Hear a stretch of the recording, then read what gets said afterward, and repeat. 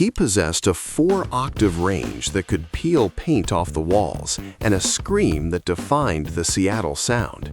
Yet Chris Cornell was a deeply introspective soul who started his career hiding behind a drum kit because he was too shy to stand at the front of the stage. Before he was selling out stadiums, Cornell was working the line in a high-pressure kitchen.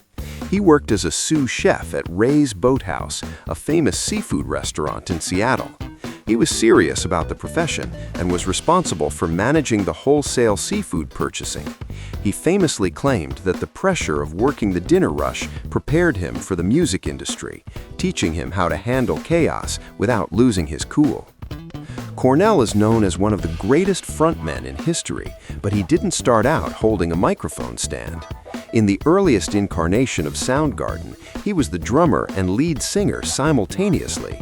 The band eventually hired Matt Cameron to take over the drums so Cornell could focus on his vocals and stage presence, a move that allowed him to unleash his full physical energy on the crowd. When he wrote and performed You Know My Name for the 2006 film Casino Royale, Cornell made history. He was the first American male artist to ever write and perform a James Bond theme song. Previous American artists were women like Madonna or Tina Turner, or bands like Garbage. Furthermore, he was so protective of the song that he refused to let it appear on the official movie soundtrack album. It was only available on his solo album, Carry On. Cornell was a master of acoustic covers, but his most genius arrangement was a live staple called One. He realized that the lyrics to Metallica's song One, about a soldier who has lost his limbs, fit perfectly over the melody of U2's song One, about forgiveness and love. He would perform a haunting acoustic version using U2's music and Metallica's lyrics, creating a mashup that was arguably more emotional than either original version. Soundgarden's biggest hit, Black Hole Sun, wasn't the result of weeks of toil.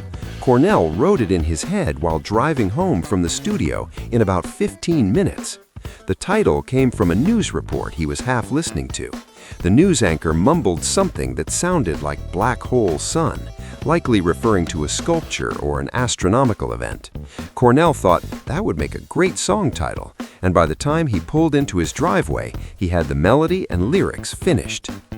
For years, Cornell wore a simple silver fork pendant on a chain around his neck. Fans often speculated about its deep philosophical meaning. The truth, it was a cheap toy he got out of a gumball machine.